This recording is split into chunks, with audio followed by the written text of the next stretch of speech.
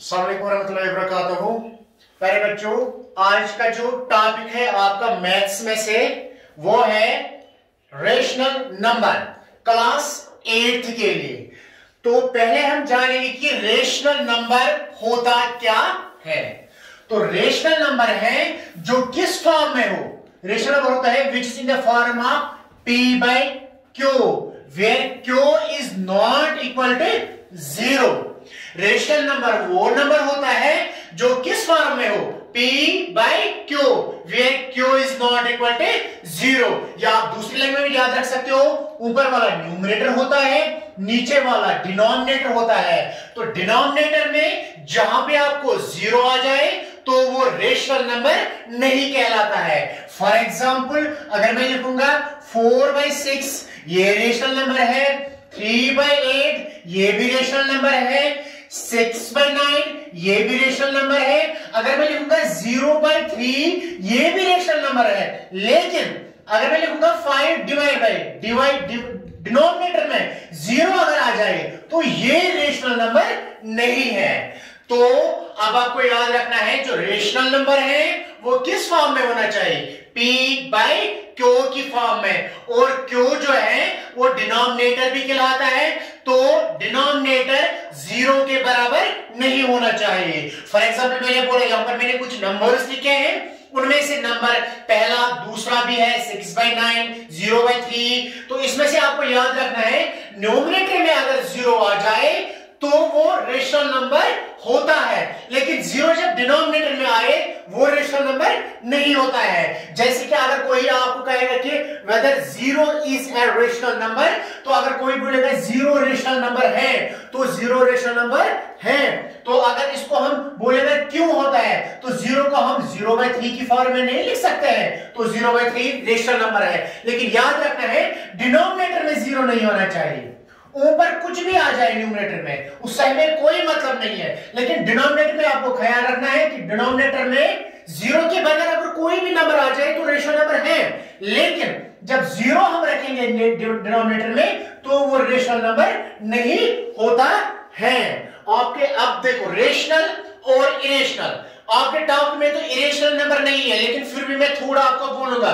Rational होता है p/q की शक्ल में, और इरेशनल होता है जो इरेशनल नंबर है वो होता है जो p/q की शक्ल में हम नहीं लिख सकते हैं। फॉर एग्जांपल अगर बोलोगे कि कौन सा नंबर ऐसा होगा, फॉर एग्जांपल जो स्क्वायर रूट्स आपको याद होगा कम से कम 10 तक तो आपके स्क्वायर रूट्स याद होंगे। फॉर एग्जांपल 1 स्क्वायर 1 ही हुआ, 2 स्क्वायर हुआ 4, 3 स्क्वायर हुआ 9, 4 स्क्वायर हुआ 16, 5 स्क्वायर हुआ 25। ऐसे ही बहुत सारे स्क्वायर है। तो जैसे कि 1 परफेक्ट स्क्वायर है, 2 परफेक्ट स्क्वायर है, 9 परफेक्ट स्क्वायर है, 16 परफेक्ट स्क्वायर है, 25 परफेक्ट स्क्वायर है, इसके बाद 36 आएगा 6 का परफेक्ट स्क्वायर। लेकिन इनके बीच में जो कुछ नंबर्स है, फॉर एग्जांपल 1 और 4 के बीच में नंबर है 2 और 3, और 4 और 9 के बीच में जो नंबर है वो है 5, 6, 7, 8। इसी तरह इसके बीच में भी 9 और 16 के भी नंबर बीच में भी जो भी नंबर आएंगे, यानी कि जो परफेक्ट स्क्वायर नहीं है। फॉर एग्जांपल अगर मैं यहां पर लिखूंगा √5, जैसे कि पहले मैं बोलूंगा √4, मैंने बोला √4 किसका स्क्वायर है, 2 का। तो 2 खुद क्या है, 2 खुद रेशनल नंबर है, क्योंकि जिसका डिवाइड में होता है उसका 1 होता है। तो 4 में से ये 2 निकला, तो 4 परफेक्ट स्क्वायर किसका है, 2 का। तो जब 2 रेशनल नंबर है इसका मतलब 4 भी रेशनल नंबर होगा। तो यहां पर इरेशनल नंबर की मैं बात बोल रहा हूं। इरेशनल नंबर जिस नंबर का परफेक्ट स्क्वायर नहीं होगा वो नंबर कहलाता है इरेशनल नंबर। अगर आप कैलकुलेटर पर या मोबाइल पर आपके घर में होगा √5 का आप स्क्वायर रूट निकालोगे तो वहां निकलेगा 2 पॉइंट कुछ डिजिट्स आपको निकलेंगे, लेकिन वो जो डिजिट्स है ना वो रिपीट होंगे और ना वो खत्म होंगे, वो कंटिन्यू में रहेंगे। तो जो नंबर कंटिन्यू में रहेगा डिजिट के बाद, डेसिमल एक्सप्रेशन जिसकी कंटिन्यू रहेगी, वो होता है इरेशनल नंबर। नंबर 3 किसमें है, जिसमें इसको हम बोल सकते हैं नॉन टर्मिनेट नॉन रिकरिंग भी, नॉन टर्मिनेट नॉन रिकरिंग। ये 9th में आपका टॉपिक पढ़ना है, तो थोड़ा यहां पर मैं आपको बोलूंगा इरेशनल के बारे में, क्योंकि आपके चैप्टर में रेशनल नंबर है। तो इरेशनल नंबर क्या होता है, जिसकी decimal expression non terminate non recurring होगी, वो होता है इरेशनल नंबर। कंफ्यूज नहीं होना है, यहां पर आप नॉन टर्मिनेट नॉन रिकरिंग वो नंबर होता है जिसके डेसिमल के बाद जो भी डिजिट्स आएंगे वो कंटिन्यू डिजिट्स होंगे, वो रिपीटेड डिजिट्स नहीं होंगे। तो आपका जो पहला वाला क्वेश्चन है एक्सरसाइज 1.1 का, उसमें आपको प्रॉपर्टीज यूज करनी है। तो प्रॉपर्टीज आपने पढ़ी होगी छोटे छोटे क्लास में, क्लास 4th में, 5th में, 6th में, 7th में प्रॉपर्टीज आपने पढ़ी होगी। Commutative property, associative property, distributive property, ऐसे यहां पर आपके कुछ आपके जो आपको यूज करने हैं। तो पहला पार्ट है, पहला क्वेश्चन एक्सरसाइज 1.1 का, तो पहला पार्ट है यूजिंग एप्रोप्रिएट प्रॉपर्टीज फाइंड। नीचे क्वेश्चन है -2/3, क्वेश्चन 1 उसका पहला पार्ट है -2/3 into 3/5 plus 5/2 plus 5/2 minus 3/5 into 1/6। तो यह आपका क्वेश्चन है बुक में।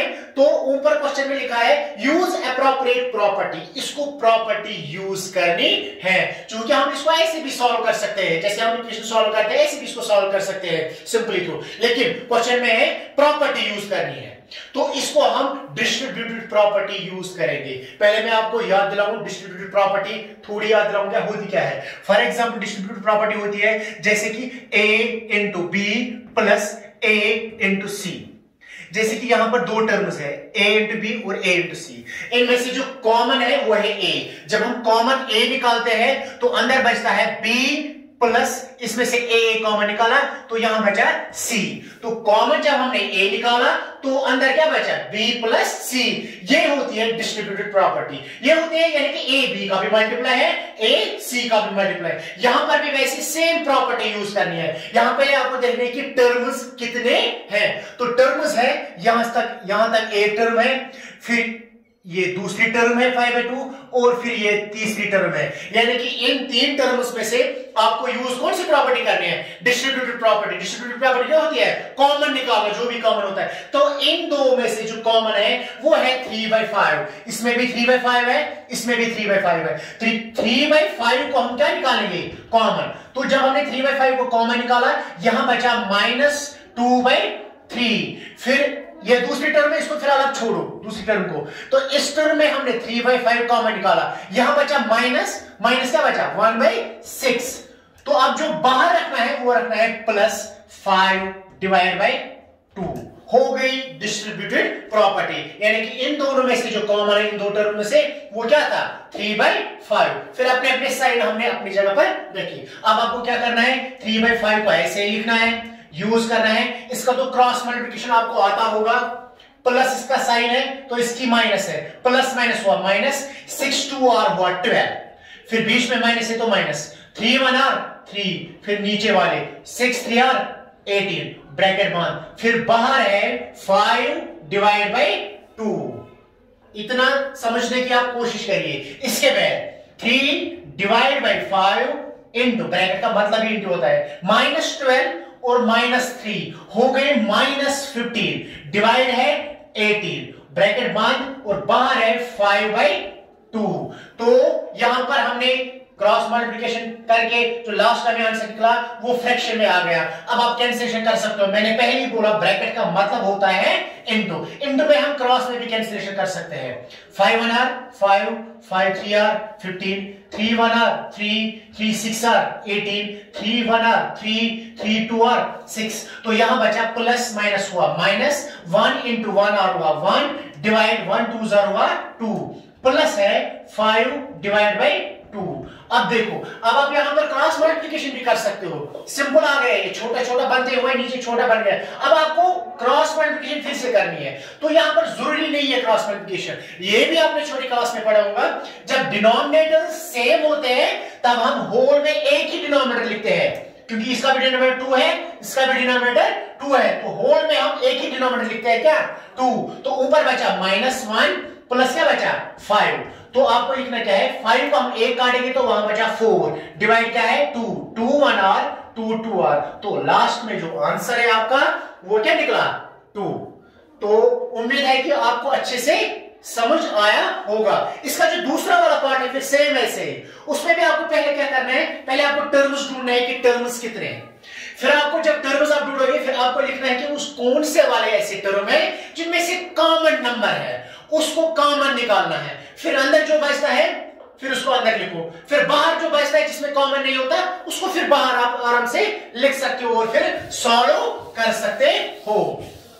इसी तरह आपका जो दूसरा वाला क्वेश्चन है, अब जो सेकंड वन क्वेश्चन है, द सेकंड वन क्वेश्चन क्या है आपका, इसके बाद सेकंड वाला क्वेश्चन है right the additive inverse of each of the following. अब आपको एडिटिव इनवर्स लिखना है। इनवर्स हुआ उल्टा, लेकिन एडिटिव इनवर्स हुआ अपोजिट जो होता है। फॉर एग्जांपल माइनस, इसका अपोजिट है प्लस, -2 अपोजिट है +2, +2 अपोजिट है -2, -3/4 नेगेटिव रेशनल नंबर, इसका अपोजिट है पॉजिटिव रेशनल नंबर। यही तो यहां पर एडिटिव इनवर्स का मतलब क्या होता है, एडिटिव इनवर्स का मतलब क्या होता है, नंबर का अपोजिट। पहला वाला नंबर है 2/8, जो आपका क्वेश्चन नंबर 2 में पहला वाला नंबर है वो है 2/8। तो 2/8 आपको लिखना है एडिटिव इनवर्स ऑफ 2/8 इज, इसका एडिटिव इनवर्स लिखना है। एडिटिव इनवर्स मैंने पहले ही बोला है, एडिटिव इनवर्स होता है अपोजिट। ये पॉजिटिव रेशनल नंबर है 2/8, तो इसका अपोजिट क्या आएगा, एडिटिव इनवर्स अपोजिट क्या आएगा, नेगेटिव रेशनल नंबर। नेगेटिव है -2/8। बस इतना ही आपको करना है, खाली अपोजिशन में लिखना है बस। दूसरा पार्ट है -5/9, दूसरा पार्ट में मैं दिखाऊंगा। दूसरा पार्ट है -5/9। तो इसका जो एडिटिव इनवर्स है, एडिटिव इनवर्स ऑफ -5/9 इज, ये खुद जो रेशनल नंबर है वो नेगेटिव रेशनल नंबर है। तो नेगेटिव रेशनल नंबर का इनवर्स क्या आएगा, पॉजिटिव रेशनल नंबर, तो 5/9। तो ये इसका अपोजिट क्या है, एडिटिव इनवर्स किसका, नेगेटिव रेशनल नंबर का। लेकिन ये भी आप याद रखना, यहां पर मैं आपको इससे पहले एक बात बताऊं, अगर दोनों फॉर एग्जांपल -3 -6 दोनों नेगेटिव में हो तो दोनों ये पॉजिटिव रेशनल नंबर है, क्योंकि माइनस कैंसिल होता है, वहां बचता है फिर 3/6। 3/6 क्या है फिर, पॉजिटिव रेशनल नंबर। तो शॉर्ट में आप याद रखोगे, न्यूमरेटर चाहे डिनोमिनेटर दोनों में से जब एक ही नेगेटिव वाला हो तो वो नेगेटिव रेशनल नंबर है, और जिसके दोनों पॉजिटिव है वो तो आपको आएगा ही, दोनों तब पॉजिटिव रेशनल नंबर है। और दोनों जब नेगेटिव होंगे तो दोनों क्या है, पॉजिटिव ही रहता है, क्योंकि मैंने बोला माइनस क्या होता है, कैंसल, तब वो पॉजिटिव नंबर बचता है। Have a nice day and take care.